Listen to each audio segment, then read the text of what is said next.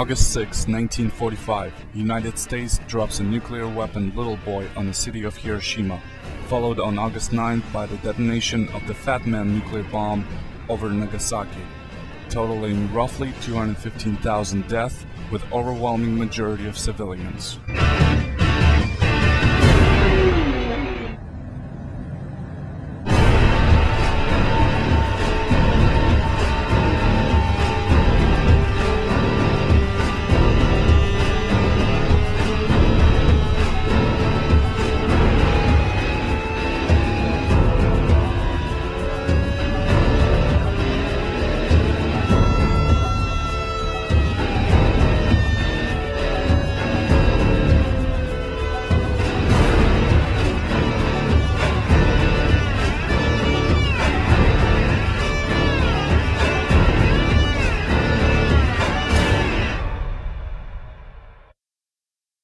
July 27, 2005, Cheney makes plans to nuke Iran.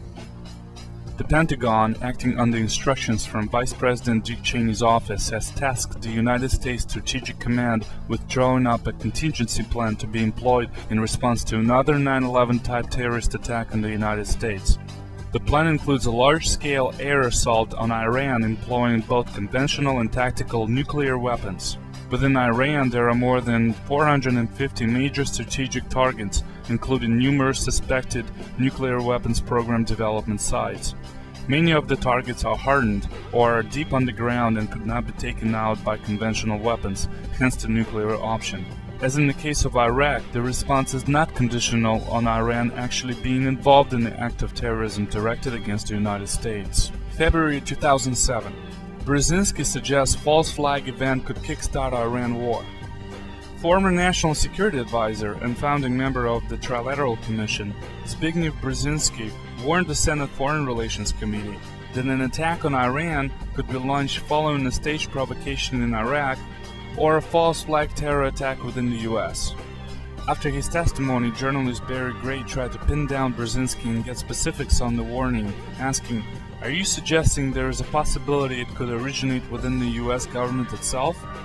To which Brzezinski replied, "I'm saying the whole situation can get out of hand, and all sorts of calculations can produce a circumstance that would be very difficult to trace."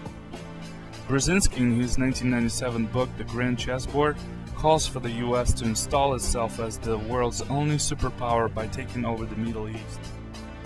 May 15, 2007. Bin Laden wants to strike US cities with nuclear weapons.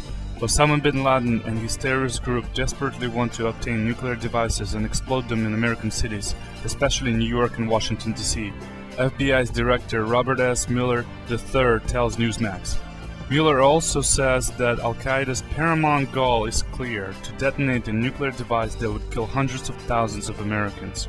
Mueller admits the nuclear threat is so real he sometimes wakes up in the middle of the night worrying about that possibility. Because the US has not been attacked in almost 6 years, Mueller worries that we're in danger of becoming complacent.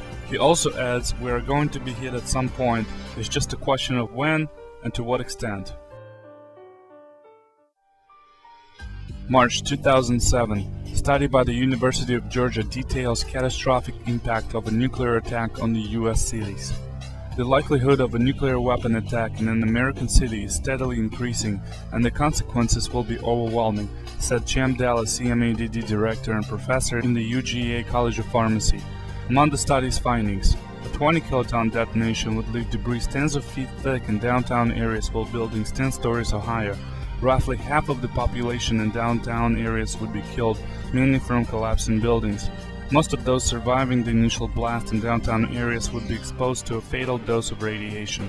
A 550-kiloton detonation in New York would result in the fallout extending the length of Long Island, resulting in more than 5 million deaths. 550-kiloton detonation in Washington, D.C. would destroy hospitals in the district, but its fallout would also incapacitate hospitals in Baltimore, nearly 40 miles away. We want to try to encourage people to pay attention to this, because it's not all the end of the world, Dallas says. There are actually steps that one can take to save lives, but we're running out of time. May 16, 2007.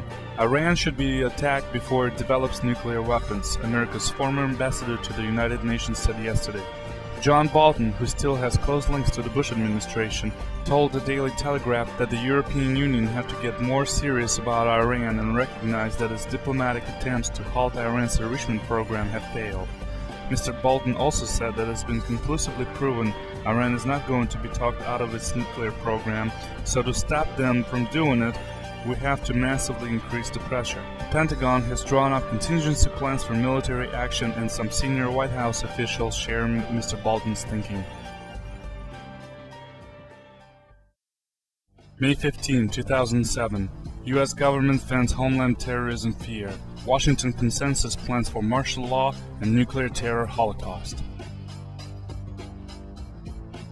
May 9, 2007.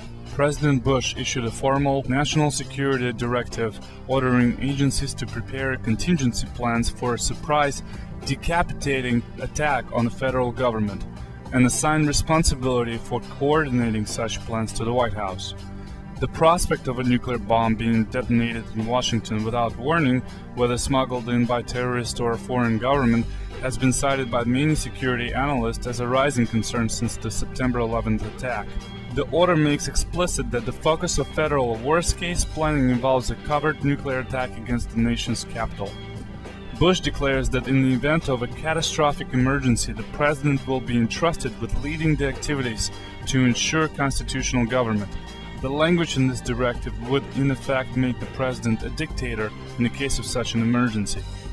The directive defines a catastrophic emergency as the following.